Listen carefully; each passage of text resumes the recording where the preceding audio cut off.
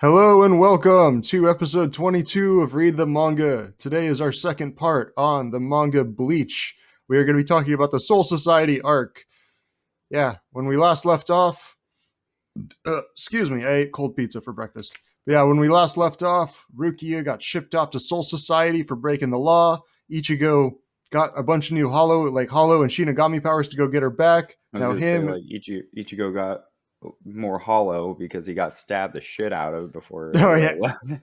yeah, Byakuya hollowed him out. But yeah, now Rukia's rescue team consists of 4 teenagers and a cat. So we'll see how this goes.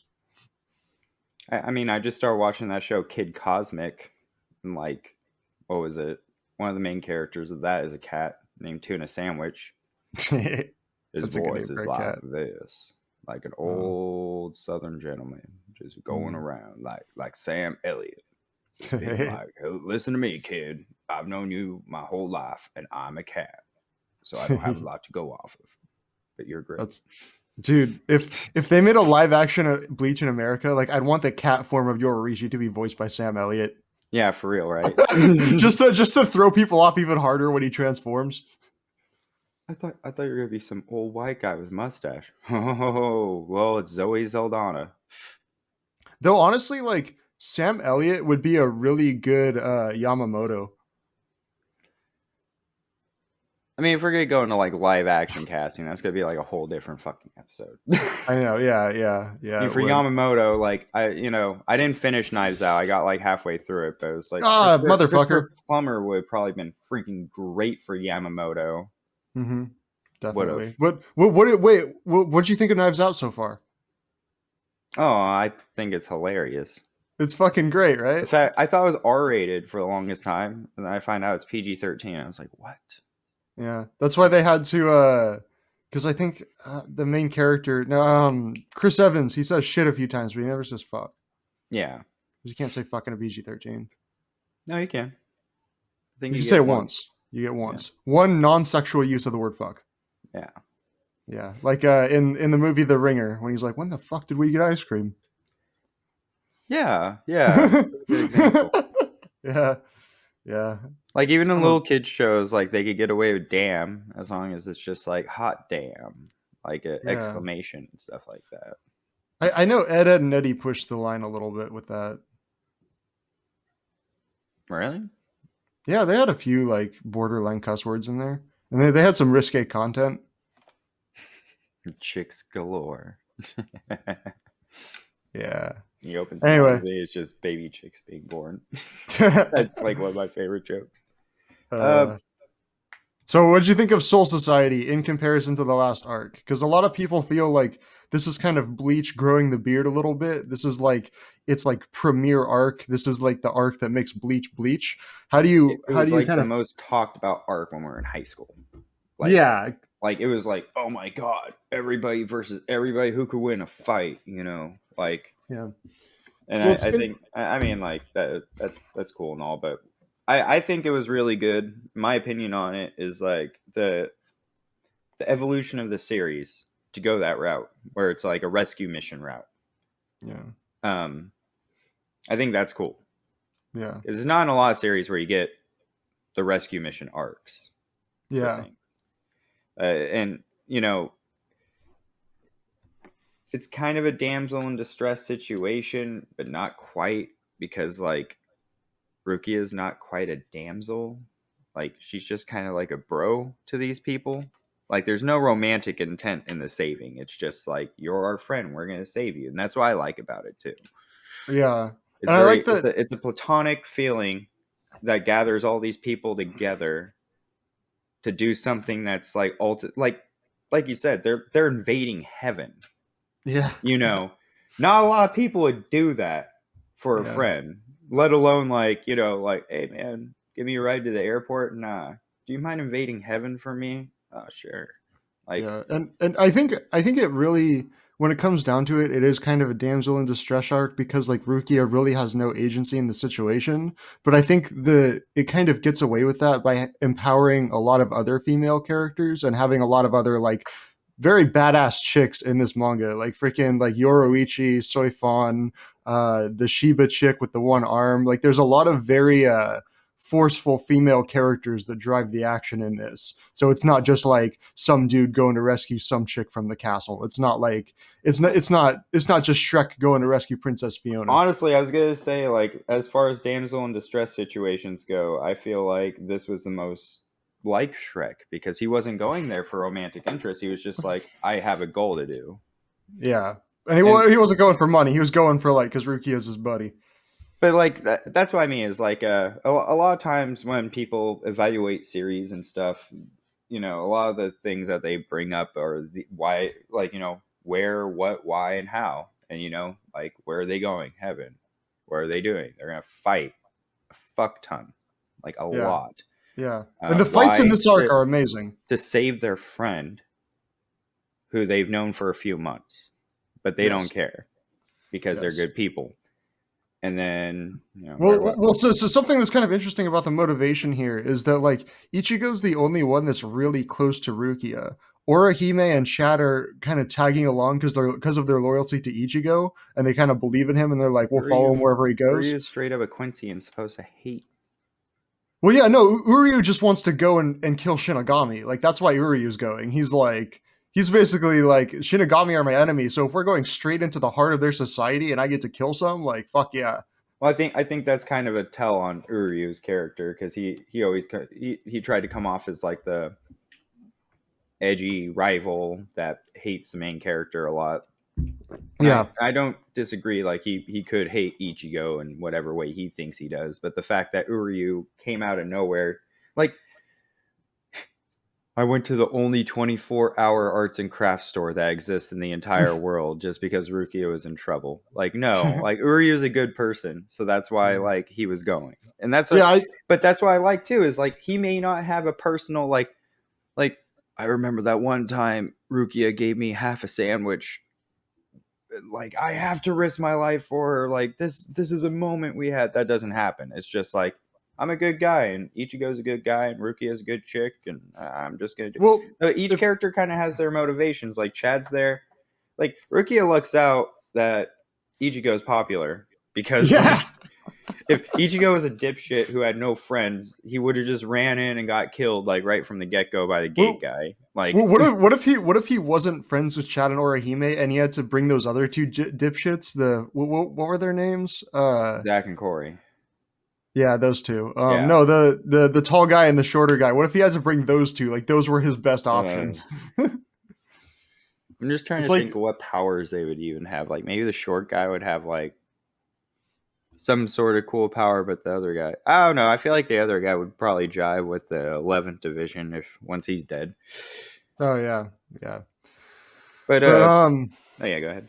yeah. So I guess as far as the structure of this arc, I really like how much they sort of just expanded the scope of things. Whereas, like, the first arc was very much about like the four main high schoolers, whereas this one, it's about the rescue mission on one end, but on the other end, it introduces this whole web of like characters that are in this military society, and Rukia's execution is a controversial thing within that society and everybody has a different opinion on it, so it's making these like fractured relationships and kind of like tearing apart Soul Society from the inside. And basically, you have all of these different people that all have different opinions on whether she should die or not and have different relationships with her. And it creates this whole fucking like web of conspiracy once Aizen gets killed and like the Soul Society also all starts turning on each other. So it's like Rukia's capture initiates not just Ichigo's rescue mission, but also like a whole other chain of events within Soul Society that kind of like make their strength as a unit crumble a little bit. And I feel like that's part of why Ichigo was even able to like go in and survive, because like Soul Society's resolve itself was kind of weakened by the entire Rukia situation and the death of Aizen. Like they had other It's like somebody wrote it out and like yeah, played out like but like they wrote it out. But who? like Kubo. What if Kubo is Aizen? That's what that's a whole thing too. Is like that the whole like everything you've done was because of me speech, and you're Yeah, just like, come yeah. on, Kubo, you can't just put the blame on this guy. Like, come on. Like, I think warts and all. I think the way he does it, I think it becomes a little bit more annoying later on, like as it happens more and more that I ate Aizen's that just bagel. It made my stomach hurt because the cream cheese was that was me. yeah. He's like Why? I I needed to make sure. Honestly, I'm trying to think of a reason to justify. I just thought it was funny. I just want to make you have the shits. But yeah, like But I do kind of like that Aizen is like ends up being this puppet master that's been controlling everything and sowing discord within the society just so he could get to the well, Hogyoku we that see was how inside of rigid their Rukia. society is, and how, I guess, what's that word? Predictable it is. Yeah. Like a lot of the captains and units kind of fit a trope. Um, you know, uh, apparently all these people have been in these positions doing that job for like at minimum hundreds of years. Yeah. Yeah. Like It's a society very governed by tradition. And when you it's like have the like super most conservative society you can get is when it's in heaven and it's ran by the same fuckers for like the past thousands or so of years. Like yeah, that's as and what conservative as you get, which is funny that you have some bad religion listening to motherfucker like Ichigo yeah, Ichigo's the rolling in rebel there. coming through to like he's like the punk rocker, he's Fuck raging against heaven. Like, I don't he's care. raging he's raging against the machine. But fucking Aizen, like it kind of shows the flaw in a society when you have one centralized group that makes decisions anonymously that go down to the rest of the society, and the rule of what they say is the absolute law, and how easy it would be to take advantage of a system like that. And that's what Aizen's able to do, to essentially take over that Central 46 and create like basically take advantage of the society's like strict adherence to procedure. Yeah, and that's one of the reasons why I think Aizen's a great character, especially Mhm. when we see him in this arc, and he's just like, "Hi there, I'm just a guy," like I'm Yeah, like middle management. yeah, and I like how he doesn't become like you don't really see evil Aizen until he takes his glasses off. Like it's such a stark contrast. Like, behold, I was the villain the entire time. Like, All I but did was take my glasses off and slick it back, and it's just like I'm hot now. Like yeah, I'm a bad guy because. But but that I think that's a testament to Kubo's character design, that he can tweak one tiny little thing and completely change your view on a character. Like, because like Glasses Aizen, he's like the nice teacher that you want to like hang out with after the hours, you know. But science like, guy, there's no what tweaking that dude because he is a what tweak. The science guy, Mariu Kurosuchi or whatever. Mayuri? Oh Yeah, yeah, Mayuri. Like yeah, he's a he makes it to it's like he. I see him like be like oh he's here to help us out in later arcs and stuff, right? And it's yeah. like this dude's opening step into the series was blowing up his own subordinates, and That like was it goes such a through a fucked up flashback of panel. this guy going, I may not be the best Soul Reaper, but I'll try my best. Wait, what's going on? We're getting exploded. Why, sir? Blah. And then I like love I'm that. sitting there, I'm like, Uh, so Rukia is getting executed because she gave her powers to a Humi. And like this is where you start to Yumi. see that shit has to be manipulated, because there's some parts where even characters within the lore are just like, yeah, I mean they're gonna kill her. Like, what else is there to say or do? Like you said, like the anonymous thing. It's like that dude right there should be like automatically like Yeah. questioned and observed for a lot of his actions. And Well, I'll even argue the fact that he's a captain, so he gets away with it, because Yamamoto has straight up put captains in their place for like smaller shit. Like you're late to a meeting. You're lucky I don't demote you from life. Why were you late to this meeting? I was blowing up my subordinates. Don't be late again. Like, I don't know. It's just like you said, like Kubo has a way of having all these very different characters, and like okay, can I make a point on Mayuri? Because they actually wanted to address that a little bit. okay. So, Mayuri to me is such an interesting character because when you look at the Soul Society, every single captain has kind of a different moral alignment. Like they're all kind of like they're all going towards the same goal of killing hollows, but they all have their own personality and their own kind of set of ethics. Whereas, like when you look at the morality of the Soul Society as a military institution, you kind of question like why they have Mayuri there. Like, do Because they of consider? Urahara. Well, yeah, He thought because that was a good idea somehow.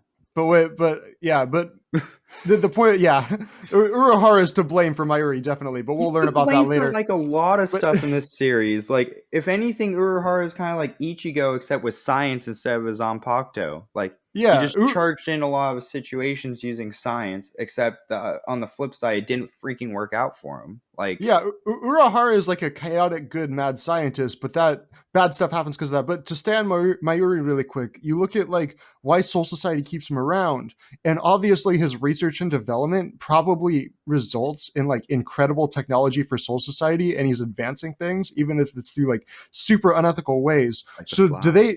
do you think the Soul Society itself condones what he's doing, or do you think they just see him as a necessary evil that they can kind of safely ignore? Like, we can let him do his thing as long as it benefits us, and we're just going to look the other way at like the horrific experiments that he's doing on live subjects I mean, now that and I'm thinking killing his about own it, like men. And literally, like Byakuya would just threaten to kill people. So would Kenpachi.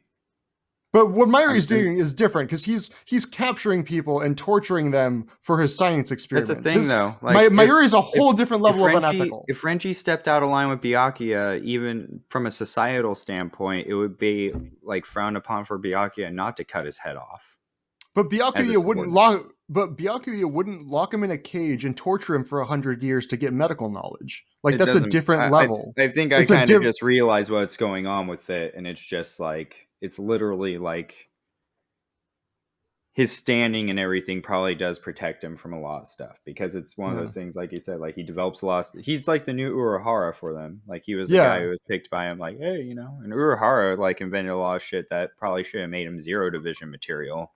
But Yeah. like But it's like Mayuri's like they're probably just like fuck. Like, we don't. they don't care about him We probably they're because like Kenpachi exists, and they're like that motherfucker showed up, killed a captain, took his like shirt and was like, I'm your boss now. And everybody's like, well, that's one of the ways to become a captain. So yeah. technically you are It's in the right. rule book. Like, it's in the Constitution. You Yamamoto can do probably that. looks at Mary and just thinks of some kid burning ants with a like a freaking magnifying glass. Like I think I'm thinking we gotta look at it like as much as Byakuya has an opinion on Zaraki and Zaraki has opinion on Ushitaki and all these, it all comes down to Papa Yamamoto just being like, well, should I burn you to death or should I not burn you to death? Yeah. Well, I invented this new cool Gigai thing. All right, keep it up. Like, or I'll have to kill you. Like Yeah, or it's like it's just Mayuri is just an interesting thing of like it's kind of a representative of something that happens in all governments where you have these evils that are perpetuated by certain branches, and the top brass just looks the other way because it's getting them good information or getting them better technology or like they're benefiting from it in some way. So like the Soul Society benefits from having Zaraki as this crazy Blood Knight captain, and they benefit from having Mayuri in there as this crazy mad scientist captain because these guys do good work for the Soul and then they Society have because they do their Ukitake, jobs. the token The sick nice guy. guy, yeah, So the guy one that. thing I like doing was going through the wiki and looking at the differences between all the divisions, and one of them is Okay. Ukitake's division, and I guess like when they made posters to try and get people to join, Hmm. the posters would just be like they would just literally say like, all we need you to do is have a good attitude. That's it. Like they don't require any special skills. Like with the 11th division, obviously it's fighting and no funny stuff. Like it's just straight swords on swords on swords on swords. But with the 13th division, it's just like you just have we're all in it to kill hollows, guys. So let's just be chill about it. Yeah, And like the fact that Rukia came from that division is pretty awesome because it's like if she came from any other division, you could argue the success of her getting along with Ichigo, but it makes sense. Like the divisions are kind of like the Harry Potter houses. Like which one would you be in? Like, oh well, I like stabbing things with a stick. 11th or maybe science division. I don't care if they live or not. I don't give a crap about why they. No, all right, 11th division. Okay, which makes me wonder which division would you want to be in? Which captain would you probably want to be under? 13th. 13th under Yukitake. See, I'd want to be in what's Shinsui Kiyuraku's division? That's fifth, right? No, I think it's second. or is it No, first? no, first division is Yamamoto, second division is Soifan, third is Gin, fourth is Unohana, and I'm pretty sure fifth is Kiyoraku. Okay.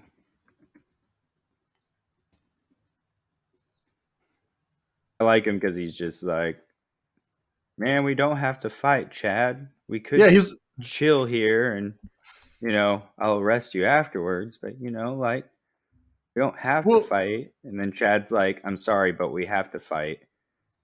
And well, then well later on, what's interesting is when he's brought to fight again mhm. in the end of the Hueco Mundo arc, and the other guy's like, we don't have to fight. And then that guy's like, I'm sorry, but we do have to fight.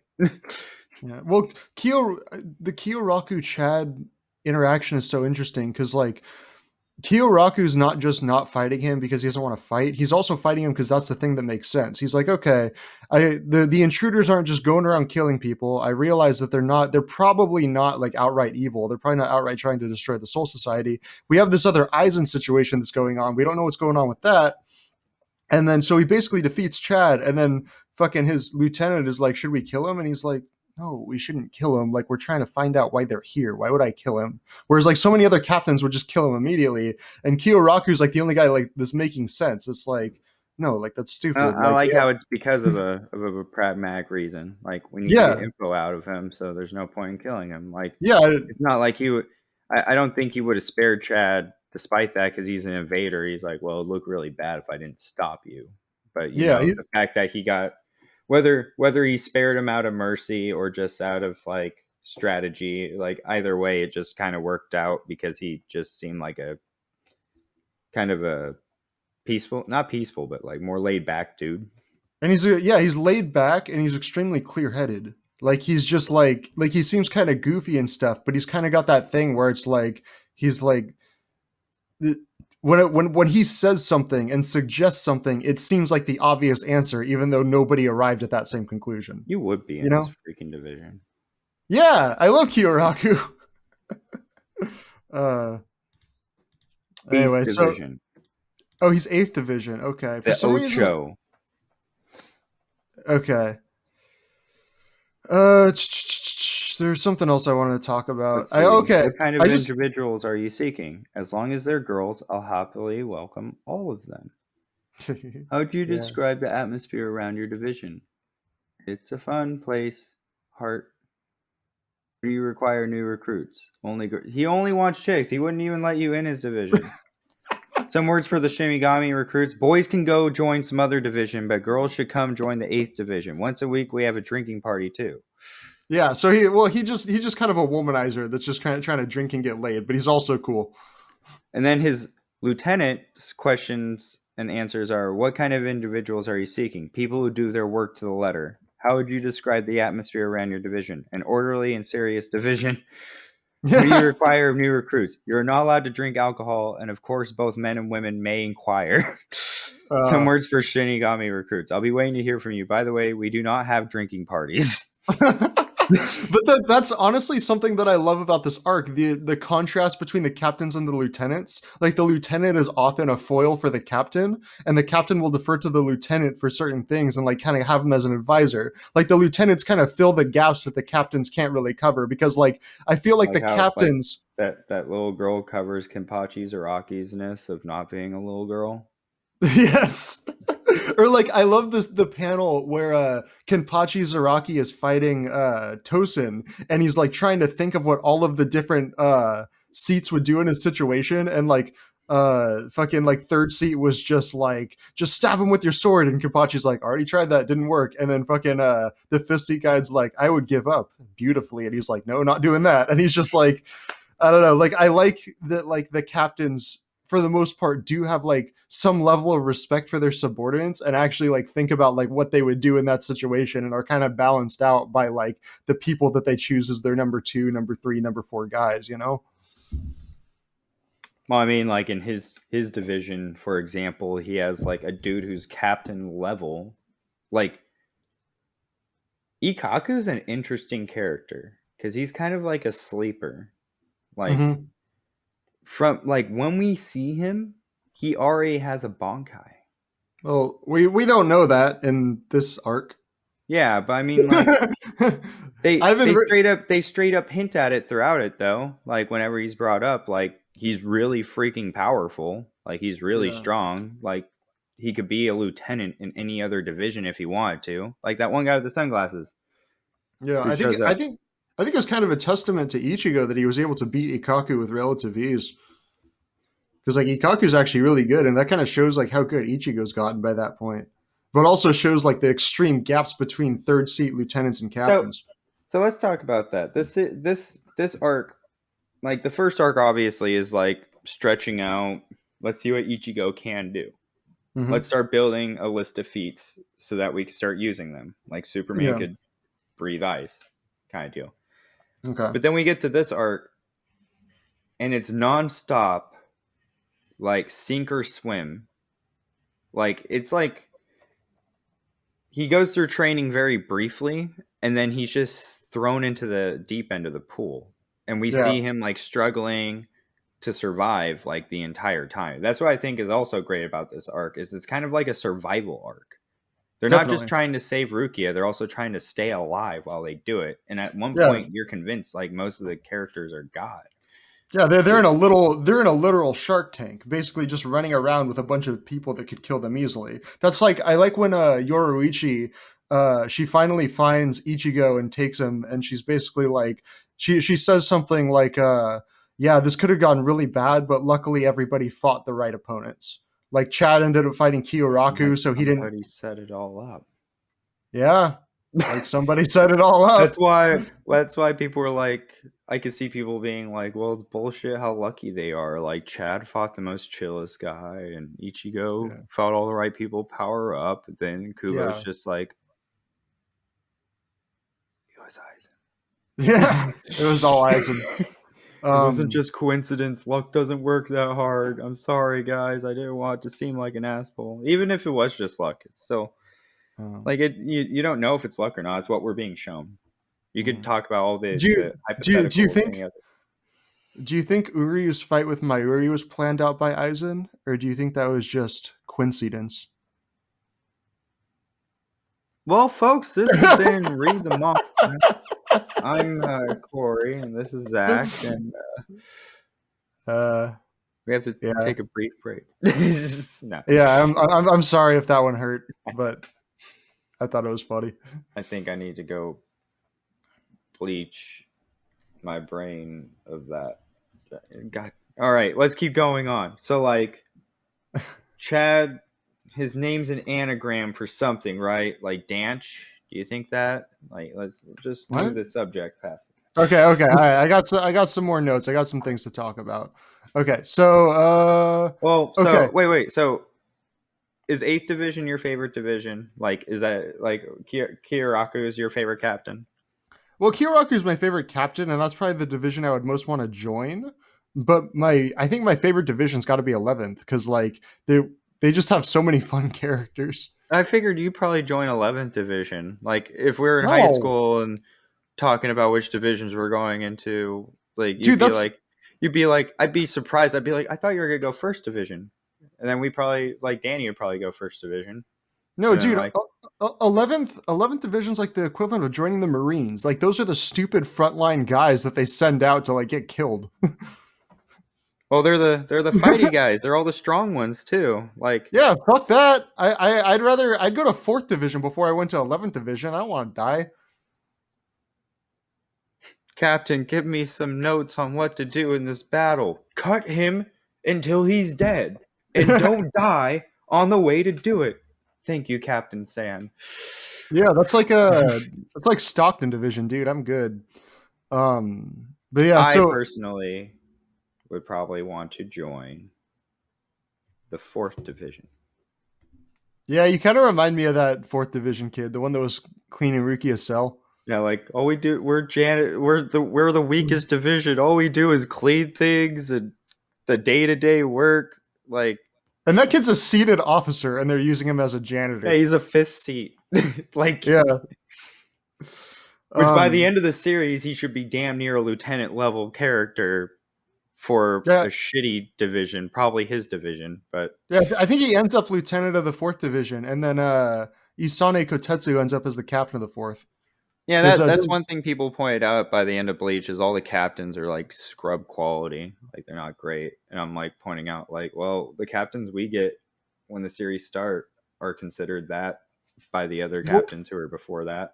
yeah, well, by the time everybody's improving, so by the time the series ends and we're like 20 years later, like that's 20 more years of experience. So Which is how many those years for a Soul Reaper? Like, honestly, Ichigo showing up and fucking with them and leaving with how they perceive time was more like some kid knocking on your front door to sell you chocolate bars and disappear. Like, they're yeah, so damn. Like, Yamamoto's like sitting there, nods off. They're like, somebody invaded Soul Society. And then, like, nods awake and he's like, is he dead? They're like, no, he broke the big thing. They're like, oh, fuck. Like, yeah. that, that Like you but yeah, you're right. You got to imagine their concept of time is pretty fucked. It's like, wait, when did the intruders get in? 2 days ago? Remind me what a day is? We don't really count in those increments of time anymore. Oh, it's when Like you the blink and the sun's not yeah, out for a brief time. So that's one yeah, thing. because these guys have lived for Let's hundreds talk and about thousands of heaven. years. Let's talk about Soul Society. This is their Yeah, heaven, right? It's definitively yeah, their heaven. They have a hell, like a straight yeah, up hell. They've stated yeah, that. So yeah. like you go to Soul Society instead of hell, Oh. and you're poor. Yeah, Like yeah, you're yeah. fucking poor. Like Heaven is living in the fucking slums and like fighting for food. I've That is what wanted to heaven is. talk about this so much because I've joked with it with my wife. Like, I'm just like, so in Bleach, when you die, you find out that you have no clothes other than rags, and people are like, "Whoa, bro, you need to eat or you're gonna die." And you're like, "Where do I go from here?" They're like, "Well, in the dirt." And you're like, "I thought this was supposed to be great." You know, like, Yeah, well, you're poor though. You know, so you got to find food so you don't it's die it's as a ghost. it's like Like, you're the afterlife is just a longer, crappier version of your regular life. Like, that's why it's funny to see like, you know, well, okay, I'm sure people are going to point out, that it's not everybody who dies and goes there ends up getting sick from not eating. It's only the people who could become soul reapers with their special bodies. yeah, And I'm it's gonna which call is bullshit on that because like it just seems like it's a crap take anyways. Like if you're a freaking like YouTube podcaster and you die and go to that world, you'll be like, what do we do? And they're like, well, you could gather bugs or rocks, hang out with other like people. Like, what were you? Oh, well, I was an investment banker, but now I stack these rocks over here. Heaven's not that bad. It's all what you make of it. That guy over there was in prison. He's been helping me out a lot. Apparently they're pretty loose on the definition of what gets you sent here. As long as you don't eat other spirits, you're fine. yeah. Which I'd is almost why I'd that almost I'd almost rather be a hollow. Like it seems like kind of a better life, just running Wacko around. Mundo looks dope At as least you have a shit. yeah. Well, I mean, it's pretty. It seems pretty barren. No, It's not a lot that's going on there. that's where I'm from, bro. Like, Kind of just a desert. yeah, it's like that's Uh, New Mexico is Hueco Mundo. yes, I mean it's called Hueco Mundo. Like it's just. I like Uh, I like that arc a lot. I can't wait till we do that one because I just like how Kubo likes to incorporate like different languages and stuff into a series. Like we have to we start like I'm not quite sure how the afterlife works. It's not. I'm pretty sure not everybody goes to Soul Society. I think what I've kind of picked up is like I think it's localized, okay.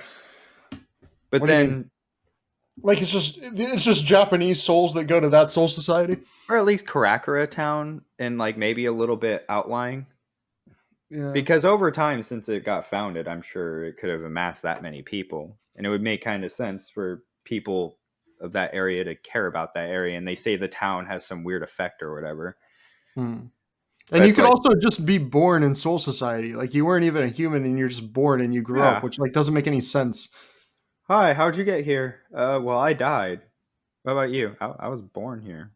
Yeah. I don't get an afterlife. Taika This is it. Waititi needs to freaking do this. Like, I feel like he could. Hello. Would you like some literature about screw the Gote 13? They take all the good stuff and they don't let us in their big walls. Yeah, like a Taika Waititi movie about the outskirts of Soul Society would be kind of fun. Yeah. All right. Yeah. Oh yeah. So I wanted to ask you, what do you think about just ignoring what we know about the character later? What do you think about the character of Geen in this arc? Who? Geen, Who? Geen. Oh yeah. You're Yeah, talking about Gi. Genichimaru, the guy with the really long sword, and Yeah, it's the guy really with the short. pokey sword. Yeah, it's I like short and then fun. Genichimaru. I love how him and Zaraki are introduced too. Like he's just chilling, like, oh, what's wrong, Byakuya? And like, Yeah, Zaraki's just like, yeah, sometimes I hang out with other people like this guy. Not really. yeah. It's like But the two weirdos are hanging out. And everyone's just like, stay away from those two. I mean the fact especially later on what you learn about his character, like, oh, he was like Snape. No, Oh. I said Oh yeah, ignoring what but you learn later. ignoring all that, What do you think of his portrayal in this, like as a sort of quasi villain that you don't really know what's going on with him? I love it. Like cuz it does show the whole like how, like you said, it's kind of like a military industrial complex, the Soul Society, like um Yeah, they and how it's like, well, they got the crazy science dude on their team, so it's yeah. like he's a good character to throw in to really kind of make the reader wonder, like, are He's these a guys wild good card. guys or bad guys? Because like they kill the bad ghost things, but then at the same time they don't really care to defer between a bad ghost thing and just an annoying ghost thing. Yeah, well, some of them are kind of assholes, but Yeah. like the thing that's interesting to me about Geen is like the whole time you're sort of like not really sure because he spares Ichigo and all of them at the gates, like he doesn't kill them, and you're kind of like you obviously learn later that it was because he was working for Aizen, but like the whole time you're kind of like wondering what his motivations are, what he's trying to do, what his internal thoughts are, and like you kind of wonder if he's like a straight up bad guy, and the thing that really like made me so interested in his character and made me like love to hate him so much was the scene where he torments Rukia, where he's like talking to her and she's like resigned to her fate, and he's basically like, I could just let you go right now if you want, Oh and she's yeah. like, and she's sitting there and she gets a little bit of He hope, and he's trolls like, her, and I was yeah, and like, he's like, and he's just how do you change like people's mind on this character at all? Like this guy is an asshole. Like he yeah, shows up and he's just like, hey, it'd be fun if your friends came and saved you. Isn't that great? Oh yeah, well, they're all dead. Fuck you. yeah, Just yeah, walks yeah. away. He does it for absolutely no reason, just for the fun of fucking with her because he wanted to Yeah. see her scream. And it's such a like that whole panel where she just breaks down is like one of the most powerful panels in Bleach to me because he just like she was so ready to just like be resigned to her fate and die, and he just holds that little carrot of hope above her head and just snatches it away just to watch her break. And then the other thing that's interesting is that even after that you get Rangiku, who at this point she's a character that we like. She seems like a nice down to earth kind of chick, but we know that she's friends with Geen and she's trying to figure out why he's acting that way. So it kind of like that's what I talk about in these like interesting interpersonal relationships where it's like, yeah, everything that we've seen about Geen is that he's this fucking like sadistic psychopath, but then another character we like is close to him and is friends with him, and it's like it just kind of shows that we don't really know everything, and like different characters know different sides of each other that the audience and even other characters don't know. Like there are all of these like different levels of interpersonal relationships going on within these characters, and like every character has kind of a different sort of like past experience with other characters, so like characters we like might get along really well with characters we hate, and then like characters that like we're kind of so on might be like really fucking distrustful of like characters that we really like it's just it's really interesting Like in that way. Kenpachi straight up is like, fuck Soul Society. I just want to fight, even if it means Yeah, fighting other captains. He fights two other captains for the sole reason of just like, well, there's no because he wants bad to. guys around. You'll Yeah, do, I guess. And it's funny, yeah, like the and the Tozen and the dog guy. It's like yeah. the dog guy loves Yamamoto Mm-hmm, and Tozen, mm-hmm. and he's like good. It's like funny to see these captains and their relationships with each other because they don't all quite respect each other, but they have to acknowledge the hierarchy of the situation. So it's kind of like, all right, we're Yeah, getting all the district managers together, yeah, and that's what like, it is. and they even said that until Ichigo and them broke in, they said it would take like about a week to get every single captain and lieutenant all together for one meeting. So the fact that they were trying to call an immediate 24-hour meeting was like a big deal because the captains normally don't see each other often, all Yeah, in they're one all kind of doing place. their own thing. But then you still But see they interact with each other like work acquaintances, like walking around Soul Society, like, well, a Hollow hasn't attacked because that'd be really fucking stupid for a Hollow to go to Soul Society and attack where all the Soul Reapers are. What do? It looks like only Rukia was in charge of that one town.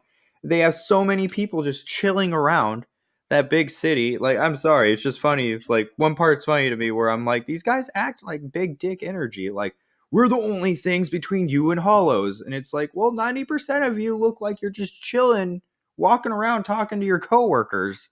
Like, some of you just sleep all day. Like, what the hell? But like, well, I think part of it. So I got a few thoughts on this. So for first of all, I think the way it kind of works is that they have like unseated Soul Society members, like just regular old Shinigami, assigned to different towns, and they kind of transition out in and out of active duty. So like somebody might be deployed for like a couple months, then come back, and then their replacement goes and gets deployed. And then so basically like you have those seated, like basically the unseated people doing all of the majority of the work, and then like the seated officers just kind of like sit around and command from Soul Society and deal with stuff like in like the Soul Society realm. Like there's a Hollow attacking like the fucking like towns or whatever in Soul Society. But they the have to higher, clean a spill if you're fourth division. yeah, but the higher you get up the ladder, it seems like the less you really do, and the more just like administrative bullshit your work They kind becomes. of point that out in a way. They're like, this it hasn't been this exciting here ever. Like, so, But like they're all like, yeah, Ichigo's making this stuff kind of interesting, whether they and liked it or not. I actually want to address something that people kind of see as a plot hole, but I think kind of makes sense. The fact that Ichigo goes in, beats a lieutenant, and beats Captain Zaraki in a Shikai state, then sort of beats Byakuya and his Bankai. Not really. Like that's kind of a draw. Like Byakuya probably could have won that, I think. But like Ichigo's portrayed as so powerful and is like captain level in his Bankai state. Then later on, when he becomes a visored, it seems like all of the captains are way better than him. And I think part of that is because like so many of the captains had probably just been sitting around for decades not doing anything and were probably out of practice. This was probably like the Yeah, first action they'd gotten in a long time. So by the time Hueco Mundo rolls around and they get deployed over there, they've had a few months and they got something to train for. They're like, okay, now we gotta do our push-ups and get back in shape a little bit. So I feel like we don't see the captains at full power until Hueco Mundo. I feel like the captains we see in Soul Society are kind of like captains that have been sitting back and being kind of lazy for a while and haven't really had any fights to like sharpen their skills. like the 14-year-old kid Which one? Hitsugaya. It's just Hmm. funny that it's like Yeah, he's probably like way older than Ichigo, like by a lot. yeah, yeah. He's probably like the way I see it. My guess is that like the way Soul Society lifespans work is that like I'm guessing that like every 10 years for us is like a year for them. So like somebody who looks like they're like 13 is probably like 130. Because Rukia looks about 15 and said she was 150. So that's kind of what I'm going off of. That like, so someone like Shinsui Kiyoraku is probably like 300, 310, 320, something like that. So Because he so looks like so he's in they his say 30s. that sometimes Soul Reapers come from outside a Sarade, like the Yeah. Roku guy. And Yeah. then Which guy? it's just the name of the district outside. Oh, yeah, yeah. Rokonge. Um, but so essentially, most Soul Reapers are born into it. Like, Hmm. no, I'm just trying to make sense of it because I'm like, It doesn't make sense. also, like, wouldn't people be aware of Ichigo's lineage and stuff? Like, I don't know. But The fact that he's a Shiba and all that. Well, Aizen is. the Aizen knows. Shibas, like, I wish something came of that. Like, wow, they mentioned he looks a lot like Kyan. Which makes When, sense in retrospect. yeah. So I guess your long lost departed cousuncle can be like pinballed into your son's genes somehow. I don't know, but Yeah. But it's like I don't know. It's funny because I totally think Ichigo would have joined the 13th division too if he had a choice in any division. That or Zaraki's division. I don't Yeah, know. I can see him being 11th. I don't think he's really got the bloodlust for an 11th division guy though. Maybe 6th. Fourth man, just seeing him push a broom. Fuck man, you think I like fighting? I'm a reluctant hero. And he is like, right now, while this was coming out, you had Naruto and One Piece and like a bunch of other series and stuff, but at least out of the big ones, like Ichigo is the reluctant hero still. He's still making a decision to go there to save Rukia, but what I still like about it is like he's still a reluctant hero. Like he does it, like Naruto kind of chooses and asks for it. Like he's wearing the orange jumpsuit and he's just like, I want to be Hokage. So of course a bunch of people are gonna try and kill him, punch him in the face. But it's not like Ichigo's running around like, I'm gonna be the leader of Soul Society. He's literally like, I'm just here to pick up my friend so you Yeah, don't murder her. yeah, You guys are jerks. And that's and that's like, I don't know, one part of like we've talked about Ichigo a decent amount in the last one. But yeah. it's like his progression as a character, like, this is supposed to be a summer break. We got to remember Soul Society takes place in summer vacation in Japan, which I'm not sure how long, but most of the times I've seen it like portrayed, it's like a few weeks. Yeah, So he's literally spending whatever downtime he has going to fight for his life and his friend's life, like, so that's pretty funny. Like, yeah. but But I think it's kind of interesting. Like, I don't know, just even more like with the interpersonal relationships. Like, I love how like Yoroichi gets thrown in there, and you realize like that she is actually like this really powerful. Like, she used to be like a captain level person, and the she is a fact that she, she. yeah, that she's a she, and like that's I actually love one of when the he's sitting there. She's like, I know you're just like completely confused right now. And he's like, you're naked. I'm a teenager. Put on clothes. This is yeah. inappropriate. And she's just like, yes, I know. It is very, very, Yeah, confusing. And he's just she just like, fucks with him, yeah. yeah, he's just like, put on clothes. Yeah. But like she's been naked like for years. She doesn't care. But so basically like I like that when you find out that who Yoroichi actually is, you realize that they're actually in much better hands than you thought. Like you realize that there's actually somebody that knows what they're doing and Like knows Soul Urahara is Society just there. not some crazy shopkeeper by this point. Like Yeah, that'll just send her. we're wondering what he is by this Yeah. point. Like he ripped open a portal to heaven. Hmm. Like was like, all right, Yeah. you go through here, you'll be in Soul Society. There you go. Oh, and the moment where Ichigo's fighting Ikaku and Ikaku's like, "You're really good. Who trained you?" And he's like, "Kisuke Urahara," and Ikaku's like, "Oh, that makes sense." Like that's another one of my favorite moments because it's like at this point the audience doesn't really know who Kisuke Urahara Neither is, does but it's like, Ichigo. okay, Like he just says his yeah, name, and the other guy's like, yeah. oh, Oh and then shit. Ichigo's Oh, just like, what? that Like, explains it. and Ichigo's probably thinking like, why do they give a crap about a hat and clogs guy? Like, Mhm.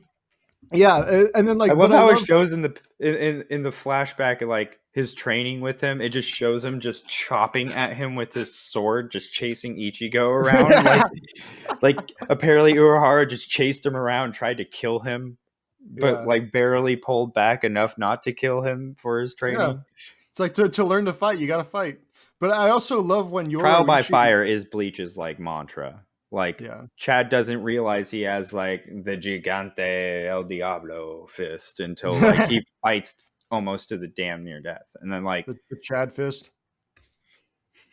the Chad. But I love I also love the scene where Yoroichi encounters Byakuya and you realize they have a relationship. Yes, And he's gonna try and chase her, and she's like, you know, you've never beaten me at tag, right? And then like she gets away with Ichigo. Yeah, like that was hilarious. I The fact that love like every Byakuya Yoriichi moment that pops up in this series because it is yeah, like it's kind of like how Hitsugaya gets pissed off with Rangiku sometimes for like oh you're a little kid and he's like I'm your superior, you'll treat me with respect, where's my juice box, like it's kind of like you could tell like that relationship, that dynamic isn't just a soul situation, it can yeah. also She appear somewhere else. Like Urahara Yoro. kind of does that with Mayuri. Like Oh he yeah, babies him, like, "Oh, you're my little assistant." And he's like, "I'm second in charge of the science division when you're not around." He's like, "Yeah, yeah, bud." Yeah, Like they all kind and of have these little buddy characters with them, but like with Yoriichi and Byakuya, it's like you see how serious he is, like or stoic or whatever. Like he's just like cold as ice, and then yeah, she shows she up and just just fucks with him and leaves, and he's just like, yeah, she just treats him like a little brother. Like she just bugs him.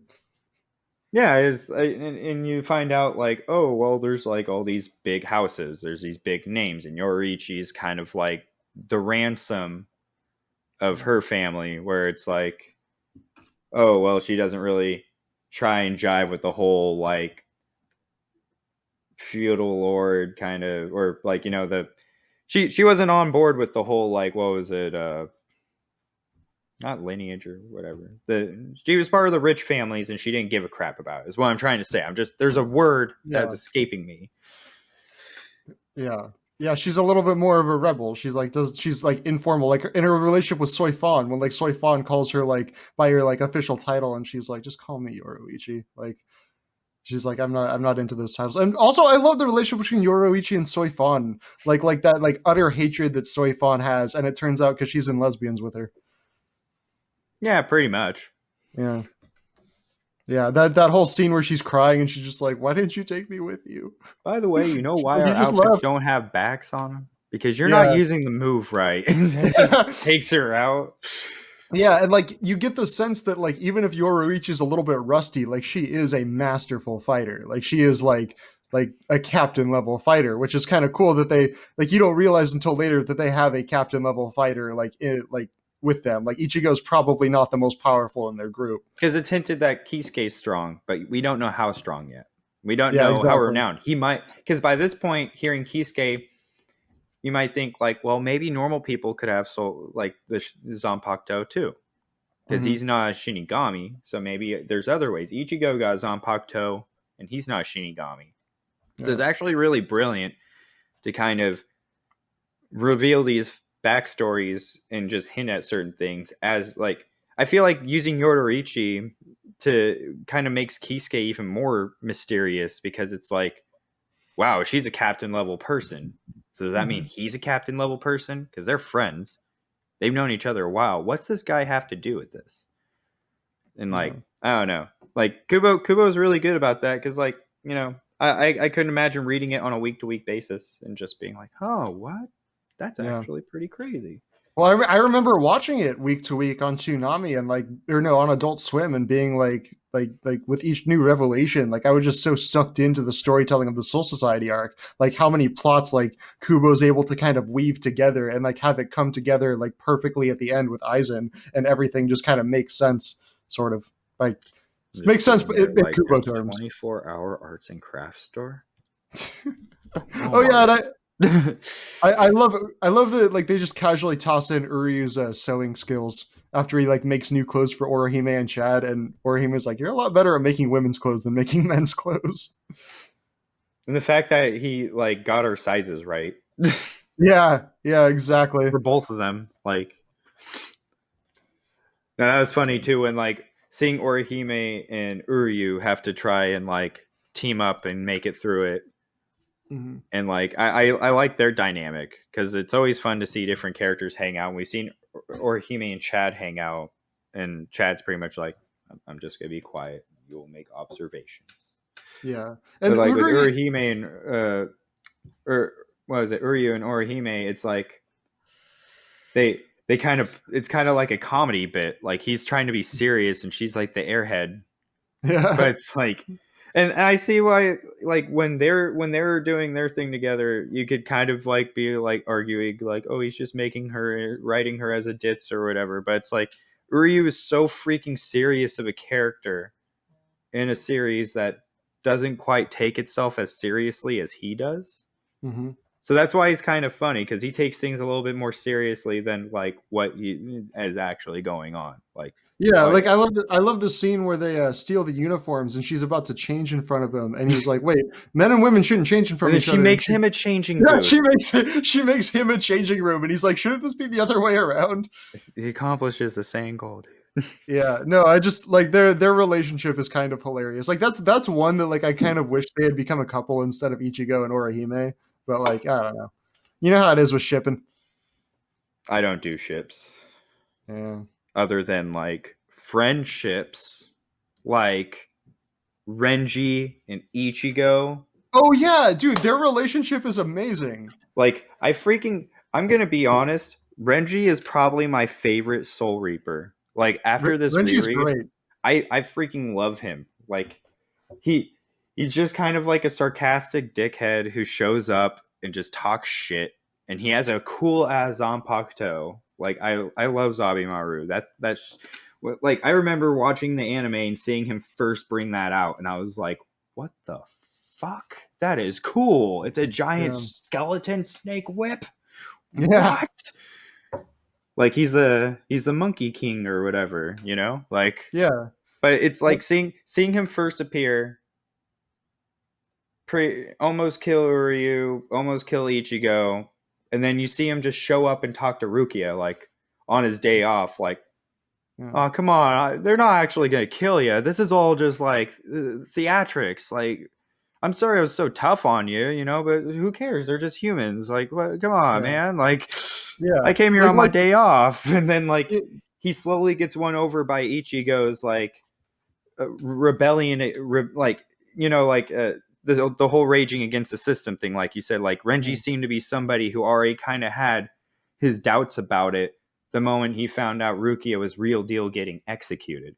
Because by Yeah. that point he was like, "There's no way they're gonna execute her, and there's no way your brother would let that happen." And then slowly you Yeah. start to see like, no, this isn't the same workplace I had before. This is ridiculous. Like, Yeah. I And then need he to gets do something. Like that random kid who showed up.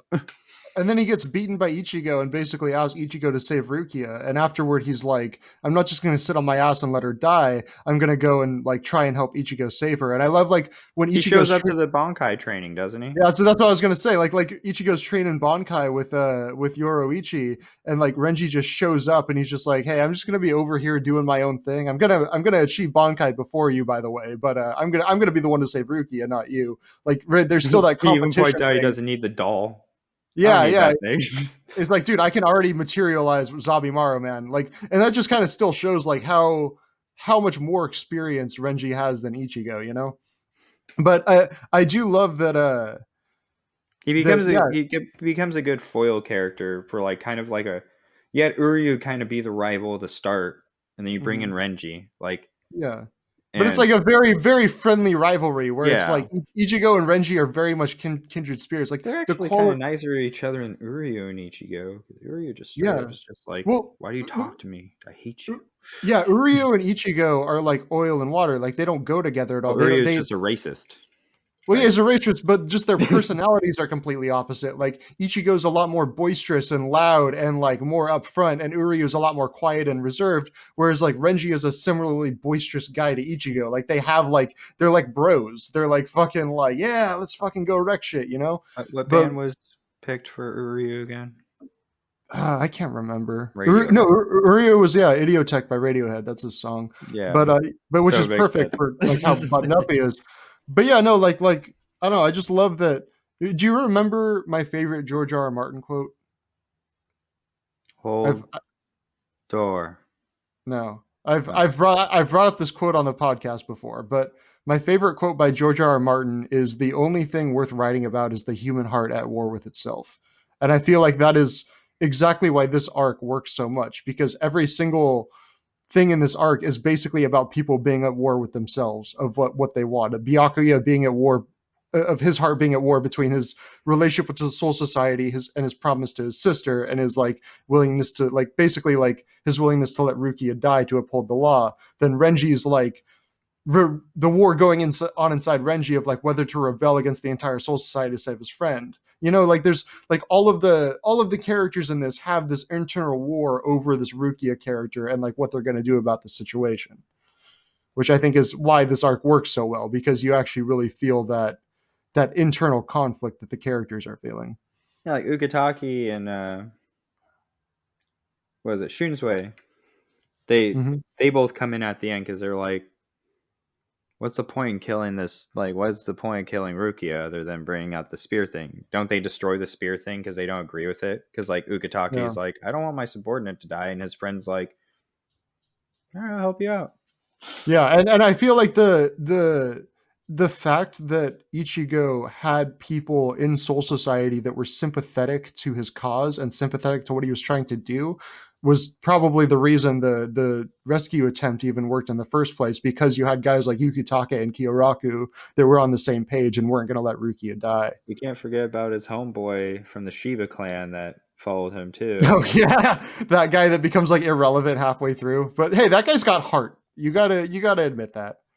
Well, and it also shows like, not everybody in Soul Society is like super duper strong. There are Yeah. tier systems to it. Yeah, that guy's like probably like the equivalent of like a seventh or eighth seed or something He like fought that. a Like, captain, Zach. Take that into consideration. wait, which captain did he fight? Byakuya. Oh yeah, well, Well, I mean, he Byakuya kind of lost pretty planted his sword. hard. Yeah. Anyway, is there anything else about this arc you want to cover? Um, I mean, as far, I mean, we talked about like what characters we like, all that stuff. I'm trying to think. Like, yeah, we do get. I do like how it goes from a rescue mission to like a murder mystery, Mhm. and because it shows there's different prods in the fire for different Yeah, characters, and it's a good setup for the next arc.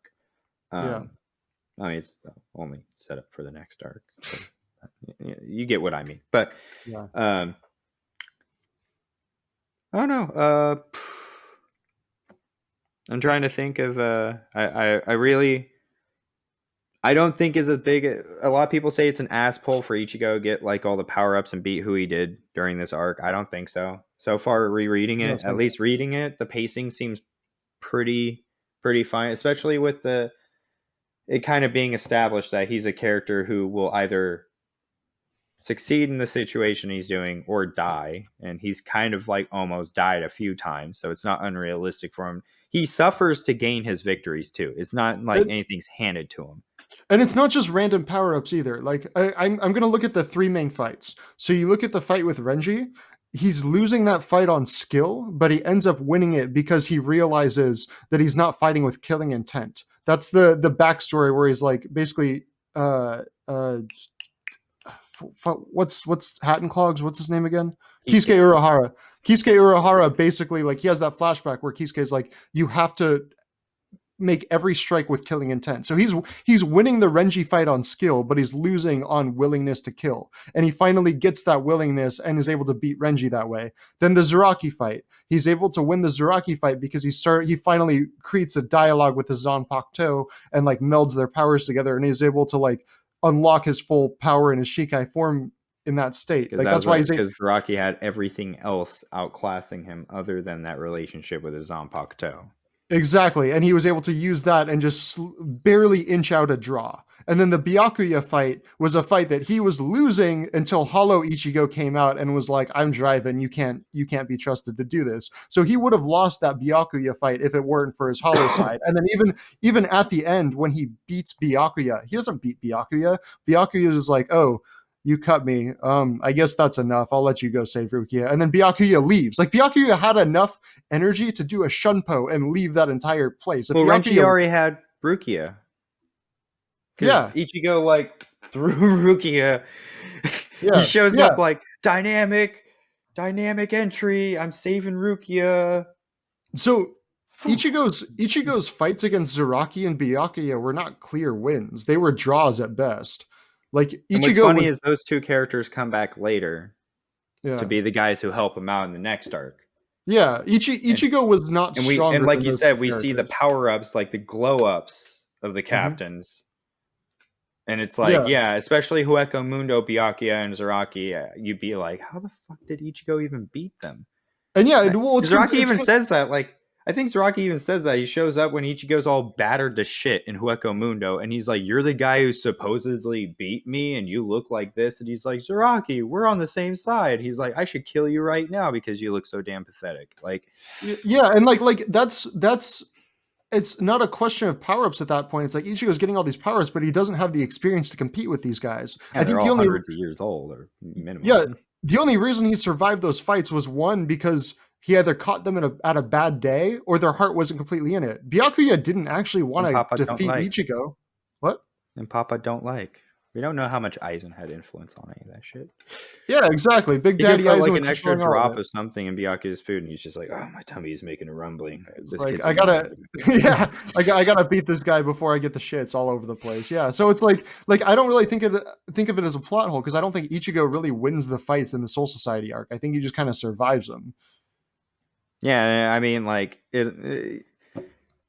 it's kind of telling of the characters too. Like Zaraki appreciates a good fight, so it makes sense why he wouldn't just outright kill someone that he could have a good fight with. Same with Yeah, Byakuya is like not as cold hearted as a dickhead as we think. Like he does care about his sister a lot, you know. yeah. Well, Plus, we find out that Ruki is not his sister. She's it's his actually wife's his sister. sister in law. Yeah. And so he takes care of her for his wife. And he even admits down the road, like before the arc's over, that he's like, it was a really tough call to choose between making my wife happy and taking care of her sister or going against everything I ever believed in. And like he's actually one of the more interesting characters too, because as as like, cold as he looks the whole time, for a fact that like there's like a lot of weight on him, and the way he has like the way he keeps a lot of it internalized is very interesting because him and Renji's angry. He's openly angry about it. He wants to be loud. His Bankai is really big and loud and impressive, and he's gonna save Rukia. And then here's Byakuya, who's like, I don't even know quite what I'm gonna do, but I know that like I have to do something. And he's very quiet and like reserved about it. But they Yeah. both like there's a reason why those two characters were the ones to go pick her up, and they and it's like I could see why Byakuya couldn't just outwardly be like, oh well, we're not gonna kill you, we're gonna save you. Like he can't do that because like it's he's the head of the Kuchiki clan. And he also promised himself that he would never go against the will of Soul Society again. That he would, if it was a question between law and everything else, he would uphold the law. But Yeah. anyway, yeah. So, and the like, I feel like that inner conflict that he was having, that he wanted to save his sister-in-law, but also didn't want to go against the Soul Society, probably crippled him in the fight with Ichigo. I'm sure that he wasn't at his full abilities there because, like, he was in conflict with himself. Like, he wasn't able to actually commit to the battle, and like he still almost killed Ichigo. Like Byakuya was levels beyond Ichigo, even though Ichigo almost won that fight. Like He was Byakuya saved by was Yoriichi, right? what? He was saved by Yodoriichi, right? Who was Ichigo? in the Byakuya fight? Yeah. Oh, No, the what first one. the She shows up, grabs him, and takes him to go Oh do yeah, in the Bankai first training. yeah, no, yeah, in the first one she saves him, but in their official fight, in their big fight, Byakuya leaves. He's done. He's like, I'm just gonna concede victory to you and then dip. Which I mean, like, also Ichigo is an easy fight for a lot of these guys. Like, as much as he's a newbie, like they say, like the plot says multiple times, like Ichigo has like a crazy shit ton spirit pressure and stuff like that. Yeah, Like he is captain level in like stats in his yeah, build. Like you said, it's just the experience. Like, I don't know. Even if somebody stabbed me with a katana right now, made me a Soul Reaper, I would be as good as some white guy in California is with a katana. Like, yeah, he's. They never state that he took kendo or anything like that. You yeah. know, he did martial arts, so it's like he's I think that's actually a really good way to have this go is like like you can totally make up for your characters what's it called lack of experience with the boosted stats, and I think that's or give him the boosted stats as long as you give him some kind of weakness, which is like the lack of experience, kind of like Spider-Man. Like Yeah, when he started out, he didn't quite know how his powers worked, and then he slowly worked into him and realized he was like an Avengers level like hero. yeah. But it's not until like he did his like little small time stuff. Exactly. Like Ichigo is an overpowered character being controlled by somebody who doesn't really know how to play the game. But he's learning. He's learning. Anyway, I think this is probably going to be enough to wrap it up. Let's do Hueco Mundo next week. Until then, make sure to watch the Bleach anime, but more importantly, read the manga. Yes. Do that. Okay.